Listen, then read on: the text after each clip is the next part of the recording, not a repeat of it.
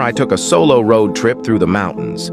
I wanted some time away from everything. Just me, my thoughts, and the open road.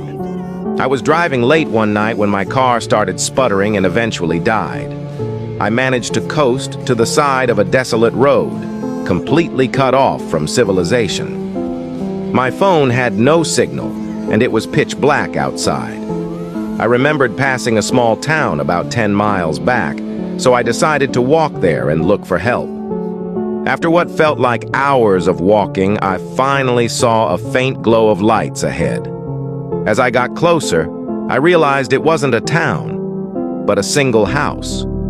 It was an old, run-down farmhouse, but at that point, I didn't care.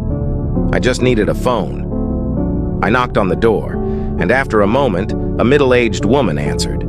She looked startled to see me, but eventually invited me in. The inside of the house was even more decrepit than the outside. The wallpaper was peeling, and the furniture looked like it hadn't been touched in decades. She offered me some water and let me use her phone. I called a tow truck, and they said they'd be there in about an hour. While I waited, I made small talk with the woman. She seemed nice enough, but had an odd way about her. Every now and then, she'd glance at a closed door at the end of the hallway with a nervous look in her eyes. I asked her if she lived alone, and she hesitated before saying yes. About half an hour later, I heard faint shuffling noises coming from behind that door. I asked her if she was sure she was alone. She laughed nervously and assured me it was just the house settling.